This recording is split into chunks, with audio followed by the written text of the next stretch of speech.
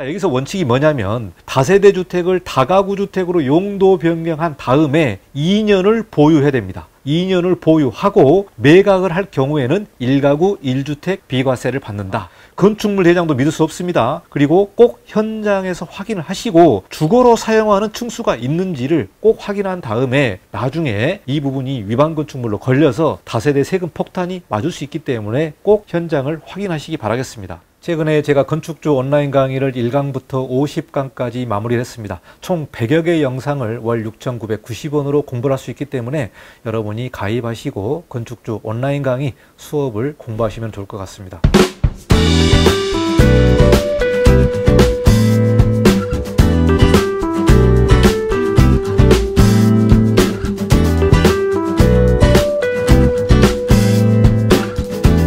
안녕하십니까, 이건용 건축사입니다. 오늘은 여러분에게 양도세에 관련된 내용을 좀 전달해 보도록 하겠습니다.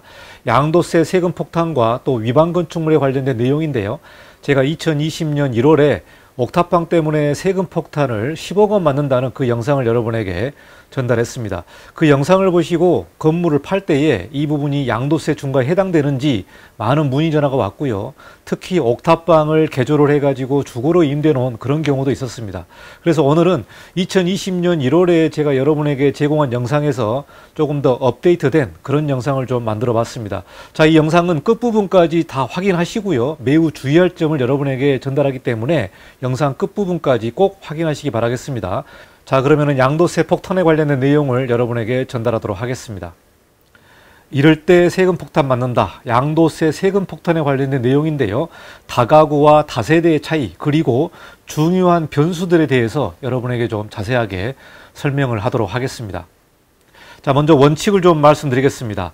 다가구 주택은 매각할 때에 1세대 1주택 양도소득세 비과세에 해당이 됩니다. 그러니까 1세대 1주택은 양도소득세가 비과세가 되는데요. 자, 그런데 여기서 문제는 뭐냐면 다가구 주택인 줄 알았는데 이 건물을 팔 때에 다세대 주택을 적용을 받아서 양도소득세를 중과받는 그런 내용이 되겠습니다. 자, 그러니까 다가구 주택과 다세대 주택에 대한 차이를 먼저 알아야 되는데 아마 이 내용은 여러분이 알고 있는 분도 계시고 처음 듣는 분도 계실 겁니다. 자, 다세대 주택은 1주택을 제외한 나머지 주택에 양도소득세를 중과하는 내용이 되겠습니다. 자, 여기서 다세대 주택과 관련된 내용을 간단하게 말씀드리면 여러분이 다세대 주택을 지어서 수익형으로 이렇게 임대 놓는 경우들이 있죠. 만약에 10세대를 이렇게 주택으로 임대 놓는 경우가 있고요. 한 세대에 주인 세대가 사는 경우가 있습니다. 자, 이럴 경우에는 총 10세대인데 한 세대를 비과세를 받고 나머지 9세대에 대해서 양도소득세 중과를 받는 내용이 바로 다세대 주택입니다. 그러니까 먼저 다가구 주택인지 다세대 주택인지를 확인하는 게 첫 번째 원칙이 되겠습니다. 자, 그러면 다가구 주택과 다세대 주택이 어떻게 차이 나는지 건축법에서 말하고 있는 내용을 좀 전달해 보도록 하겠습니다.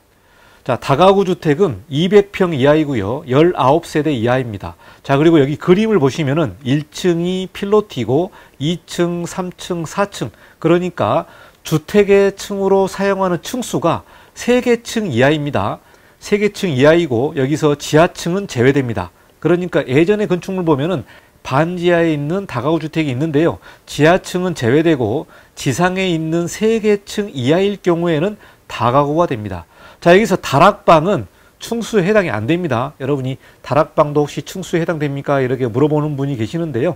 다락방은 층수에 해당이 안 됩니다. 자, 그러니까 주택으로 사용하는 층수가 3개 층 이하이다. 2층, 3층, 4층. 그리고 1층은 필로티 주차장이 있고 계단과 엘리베이터가 있고요. 그러니까 주거의 층수가 3개 층 이하이다. 이 부분은 여러분이 좀 암기를 하시면 될 것 같습니다. 자, 그리고 면적은 200평 이하입니다. 자, 여기서도 200평이 전용 면적만 해당됩니까? 아니면 공용까지 해당됩니까? 이렇게 물어보는 분이 계시는데요. 계단부와 엘리베이터와 복도까지 다 포함입니다. 그래서 전용 면적이 아니고 이 다가구 주택으로 사용하는 용도에 관련된 면적이기 때문에요. 공용 부분도 포함을 해서 200평이라고 여러분이 아셔야 됩니다. 자, 그리고 세대 수는 19세대입니다. 자, 여기서 다세대 주택이 있는데요. 다세대 주택은 4개 층 이하입니다. 4개 층 이하이기 때문에 엄밀히 얘기해서는 만약에 이렇게 주택의 층수를 2층, 3층, 4층 이렇게 사용을 해도 다세대로 허가를 낼 수가 있죠. 꼭 4계층이 아니고요. 4계층 이하입니다.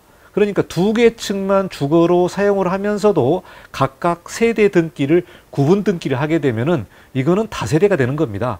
그렇기 때문에 여러분이 주의하실 게 꼭 4계층이 아니다. 3계층이어도 다세대가 될 수 있다. 이렇게 이해를 하시고요. 통상 우리가 다세대 주택을 하게 되면 4계층으로 우리가 보죠. 그래서 2층, 3층, 4층, 5층, 4계층을 주거 용도로 사용하는 층수가 다세대 층수가 되겠습니다. 그러니까 1층은 필로티, 2층, 3층, 4층, 5층 총 4계층을 사용하는 경우에는 다세대 주택이 된다. 자, 어떤 분이 5계층을 주거로 사용하고 있습니다 라고 물어보는 분이 계시는데요. 그 부분은 도시형 생활주택, 단지형 다세대, 도시형 생활주택, 단지형 연립주택 같은 경우는 심의를 받아서 이 층수를 5계층까지 할 수가 있습니다. 자, 이런 경우에는 도시형 생활주택이고요. 우리가 일반적으로 얘기하는 다세대 주택은 4계층이 됩니다. 자, 도시형 생활주택도 공동주택에 해당됩니다. 그러니까 여기서 법적으로는 다가구 주택만 3계층으로 되면서 이 다가구가 한 개 가구, 즉 1가구로 등기가 되고 비과세 혜택이 된다. 이 내용이 큰 구분점이 될 것 같습니다. 자, 그러면은 이럴 때 다가구가 다세대가 됩니다. 그러니까 다가구인 줄 알았더니 알고 보니까 다세대로 세금 폭탄이 맞는 경우를 제가 좀 설명드려 보도록 하겠습니다. 자, 이 그림을 보시면은요, 여기서도 2층, 3층, 4층을 주거 용도로 사용을 해서 다가구처럼 보입니다. 자, 그런데요, 1층 주차장을 막아서 원룸으로 임대 주는 경우가 있습니다. 여러분이 동네 골목을 보면서 이렇게 다가구 주택을 보면은 분명히 주차장이었던 것 같은데 1층에 이렇게 주택을 만들어서 불법으로 증축 확장을 해서 임대 주는 경우들이 있습니다. 자, 이런 경우는 실제 현장에서 주거로 사용을 하고 있기 때문에 1층도 주거 층수로 들어간다는 거죠. 그렇기 때문에 1층, 2층, 3층, 4층 층수가 4계층이 되면서 다세대 주택이 된다는 부분이 되겠습니다. 자, 그러니까 이 사례는 1층 주차장의 일부를 막아서 불법으로 원룸으로 임대를 주는 경우가 해당되는 내용이 되겠습니다. 자, 두 번째는 가장 흔하게 볼 수 있는 부분이요. 옥탑층을 불법으로 증축을 해서 방을 만들어서 주거로 사용하는 경우가 되겠습니다. 그러니까 건축물을 팔 때에 현장에 나와서 봤더니 옥탑층에 주거 공간으로 이렇게 확장을 해서 임대해 주는 경우가 명확하게 드러나는 경우가 되겠습니다. 자, 이런 경우는 세금 폭탄을 맞습니다. 자, 그런데 어떤 분이 건축사님, 이 부분은 건축 면적의 8분의 1 이하입니다. 8분의 1 이하인데 이런 경우는 어떻게 됩니까? 이렇게 질문하는 분도 계시고요. 자, 팔기 전에 이 부분을 제가 철거를 합니다. 철거를 하고 원상복구를 해서 팔게 되면은 이 부분은 다세대에 해당이 안 됩니까? 라고 질문하는 분이 계시는데요. 자, 이 부분에 대한 대답은 영상 후반부에 제가 요약해서 설명을 드리도록 하겠습니다. 자, 이럴 때 다가구가 다세대가 된다. 세 번째 내용인데요. 어떤 건축물 보면은 2층을 근생으로 이렇게 허가를 내는 경우가 있습니다. 그리고 3층, 4층, 5층을 다가구로 해서 3계층을 이렇게 임대해 놓는 경우도 있는데요. 자, 건축물을 보게 되면은 마치 다세대처럼 보입니다. 그러니까 근생 부분도 주택처럼 이렇게 창문을 만들어서 건축물 전체를 보면은 마치 다세대처럼 보이는데요. 건축물 대장을 떼보면 2층이 근생 사무소로 되어 있습니다. 자, 근생 사무소로 되어 있는데 실제로 주거로 사용하는 경우가 되겠습니다. 그러니까 건축물 대장상 용도가 근생인데요. 실제 현장은 주거로 개조를 해서 임대 주는 경우가 되겠습니다. 자, 이런 경우도 4계층이 되는 거죠.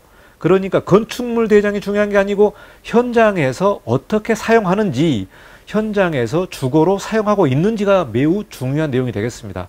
그렇기 때문에 이 건축물도 다세대에 해당되기 때문에 세금 폭탄을 맞는 경우가 되겠습니다. 그래서 자, 마지막은 세대수 쪼개기입니다. 자, 층수는 변함이 없지만 준공 때 19세대였는데 불법 쪼개기로 세대수가 20세대 이상으로 증가되는 경우가 되겠습니다. 그러니까 다가구 주택의 요건이 19세대 이하죠. 19세대 이하입니다. 자, 여기서 보시면은 2층이 주거, 3층 주거, 4층 주거인데 다가구 주택 3계층을 만족을 했습니다. 자, 면적도 200평 이하입니다. 그런데 불법으로 세대수를 쪼개기를 해가지고 세대수가 20세대 이상일 경우에는 이 부분은 다세대 주택으로 해당이 됩니다. 세대수 요건을 초과를 했기 때문에 다세대 주택이 적용이 되면서 세금 폭탄을 맞는 경우가 되겠습니다. 자, 그러면은 이렇게 문제가 됐을 때 어떻게 풀어가야 될지 어떤 사례가 있는지 좀 살펴보도록 하겠습니다. 자, 먼저 옥탑에 불법으로 확장을 해가지고 이렇게 주거로 놓는 경우가 가장 일반적인 거고요. 그리고 1층에 주차장이 불법으로 이렇게 확장을 해서 주거로 놓는 경우가 되겠습니다. 자, 이런 경우에는 철거업체에 철거 의뢰를 해야겠죠. 자, 이거를 다 깨끗이 철거를 하고 철거 후에 철거 증명서를 발급을 하십시오. 그래서 철거 후에 철거업체로부터 1층을 철거했다든지 아니면 옥탑을 철거했다든지 또 면적이 얼마인지 또 철거 전 사진과 철거 중, 철거 후 사진을 다 정리해서 철거업체 대표이사로부터 도장을 받아서 증명서를 하나 좀 발급을 해놓고 명확한 증거 자료를 만들어 놓으시기 바라겠습니다. 자, 그리고 위반 건축물이면 건축물 대장을 깔끔하게 정리를 해야겠습니다. 그래서 건축물 대장은 위반 건축물에 관련된 내용이 나오고 또 원상복구 시점이 나오고 거기에 날짜가 명확하게 나오기 때문에 이 부분 여러분이 매우 조심을 해야 될 것 같습니다.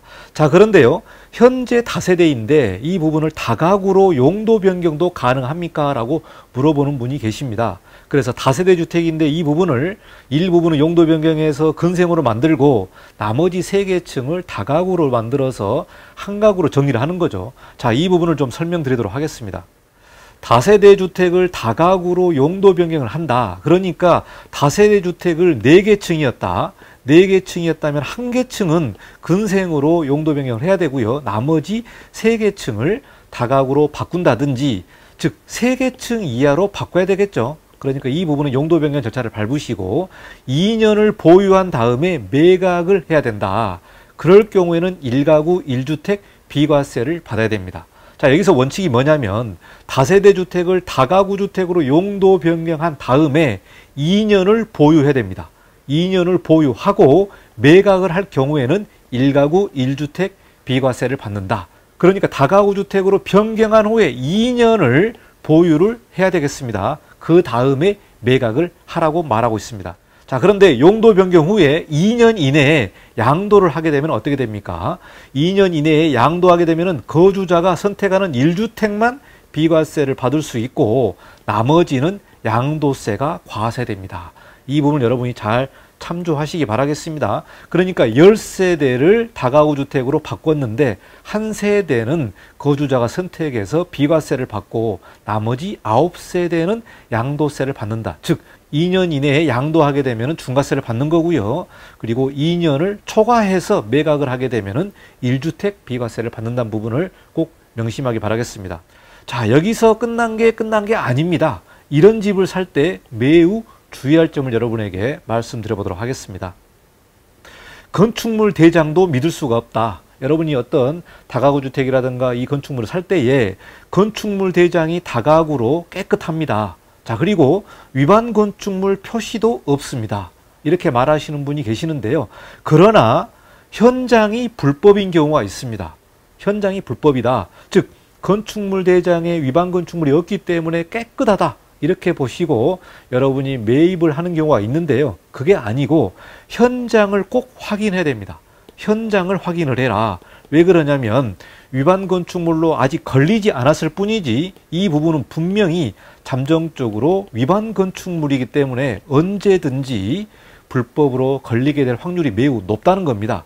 그렇기 때문에 현장을 꼭 방문해서 건축물 대장과 현장을 비교해 보고 1층 주차장의 일부가 원룸으로 쓰고 있다면 이거는 안 되는 겁니다. 그리고 옥탑도 올라가 보시고 주거로 사용하고 있는지 꼭 확인을 하시고요. 현장 확인이 매우 중요하다. 이 부분을 여러분에게 말씀드리겠습니다. 건축물 대장도 믿을 수 없습니다. 그리고 꼭 현장에서 확인을 하시고 주거로 사용하는 층수가 있는지를 꼭 확인한 다음에 나중에 이 부분이 위반 건축물로 걸려서 다세대 세금 폭탄이 맞을 수 있기 때문에 꼭 현장을 확인하시기 바라겠습니다. 자, 그리고 건축법과 세법이 다릅니다. 그렇기 때문에 건축법에서는 만약에 옥탑을 철거를 했다. 옥탑이 8분의 1 이하이고 주거인데도 불구하고 철거를 했어요. 이런 부분들은 층수에 해당이 안 됩니다, 사실. 자, 그러니까 옥탑층이 건축면적 8분의 1 이하면 층수에서 빠집니다. 이 부분은 건축법입니다. 건축법. 그런데 8분의 1 이하이더라도 주거로 사용하고 있다면 이 부분은 세법에서는 다세대 주택으로 처리를 할 수가 있다는 얘기죠. 그러니까 8분의 1 이하이면 충수에서 빠지지만 세법에서는 아니 주거로 사용하고 있었지 않느냐 이렇게 보고 주거로 사용하는 충수가 4계층이기 때문에 이 법 문구를 적용을 해서 다세대로 적용한다는 겁니다. 그러니까 법 문구를 해석할 때에 이 하나하나를 다 빠져나가야 되는데 하나라도 걸리게 되면은 가차 없이 세법에서는 그냥 세금을 때린다는 부분이 되겠죠. 그렇기 때문에 이 세법에서는 건축법과 다르다. 옥탑층이 건축면적 8분의 1 이하면은 그 충수에서 빠지기 때문에 4계층 이하이다. 이렇게 여러분이 판단할 수 있지만 세법에서는 주거가 있었다. 주거가 있었기 때문에 이 부분은 다세대 주택으로 처리할 수밖에 없다라고 말하거든요. 자, 이런 내용이 명확한 질의회신이 없어요. 명확한 질의회신이 없기 때문에 어떤 세무관이 이 부분을 보느냐에 따라서 이 법에 대한 해석을 어떻게 하느냐에 따라서 자, 8분의 1 이하이니까 빠지겠다. 8분의 2 이하이더라도 주거니까 해당된다. 이 부분은 사실 부딪혀야 봐야 되는데요. 우리가 이런 내용들을 판단할 때에 보수적으로 해석을 해야 됩니다. 보수적으로 해석을 하고 주거가 조그만하게 있더라도 이 부분은 분명히 세법에서는 과세를 할 수 있다는 부분을 여러분에게 제가 좀 말씀하기 때문에 매우 조심해야 되겠습니다. 자, 그리고 만약에 철거를 했다. 철거 후 건축물 대장은 정리되었습니다. 세법은 어떻게 됩니까? 이런 내용을 가지고 많은 분들이 이제 1년이 지나면 없어진다. 이렇게 말하시는 분이 계시는데요. 앞서 설명한 대로 다세대 주택을 다가구 주택으로 용도 변경하고 2년 동안 보유한 다음에 매각을 하게 되면은 비과세를 받기 때문에 여기도 똑같이 이 적용을 받아야 되지 않을까? 저는 이렇게 해석을 합니다. 그래서 철거 후에 건축물 대장이 정리되었다면은 그 건축물 대장이 정리된 시점이 나옵니다. 그 시점 후로부터 2년을 보유를 하고 매매를 해야만 중과세를 피해갈 수 있다. 이렇게 저는 해석을 합니다. 이 부분은 제 해석이기 때문에 다세대 주택을 다가구 주택으로 용도 변경한 다음에 2년을 보유를 해야 되기 때문에 여기서도 똑같이 적용을 해야 되지 않느냐. 그래서 철거 후에 건축물 대장이 정리되었지만 세법에서는 2년 후에 매매를 해야만 그 부분을 주거로 보지 않는다. 저는 이렇게 해석을 하기 때문에 여러분이 이 내용을 잘 살펴보시기 바라겠습니다. 자, 그래서 이 부분이 엄청난 세금 폭탄과 관련되어 있기 때문에 매우 조심을 해야 되고요. 또 이런 건축물을 잘못 샀다가 이 내용들을 정리를 하려면 엄청난 또 비용이 들어가지 않습니까? 그러니까 이 부분을 꼼꼼히 살펴보시고 건축물 대장과 현장을 꼼꼼히 비교를 해보시기 바라겠습니다. 그리고 건축법과 세법이 다르기 때문에 세법을 우리가 잘 살펴봐야 된다는 거죠. 세법을 보수적으로 해석해야 된다. 그래서 꼼꼼하게 살펴보고 건물을 잘 살펴보시기 바라겠습니다. 위반 건축물에 관련된 내용과 또 매매를 할 때의 이런 양도세 폭탄 문제 가지고 절박하게 상담한 분이 계셨는데요. 이렇게 층수가 오버되는 경우에는 해결책이 없습니다. 원상복구를 해야 되는데 원상복구를 하고 나서 팔았을 때 어떻게 될까요? 물어보는 분이 계시는데요. 철거하고 건축물 대장을 정리하고 2년 정도는 보유한 다음에 매매를 하셔야 될 것 같습니다. 상당히 좀 어렵고 복잡한 문제이기 때문에요. 여러분이 이 내용을 잘 살펴보시고 매매 시점 그리고 또 매수할 때에 건축물의 상태를 잘 확인하시기 바라겠습니다. 세금 문제가 워낙 복잡하고요. 양도세 폭탄 문제로 많은 분들이 고생하고 있어서 제가 특별히 영상을 또 따로 제작해서 여러분이 다가구에 대한 내용을 명확하게 알고 이 부분을 잘 살펴보시기 바라겠습니다. 자, 여기까지 양도세와 관련된 내용을 건축법에서는 어떻게 보는지 또 세법에서는 어떻게 해석하는지 여러분에게 주의사항을 전달했습니다. 자, 다음 영상에도 더 좋은 내용으로 여러분을 찾아뵙도록 하겠습니다. 구독과 좋아요를 부탁드립니다. 감사합니다. 이관용 건축사였습니다.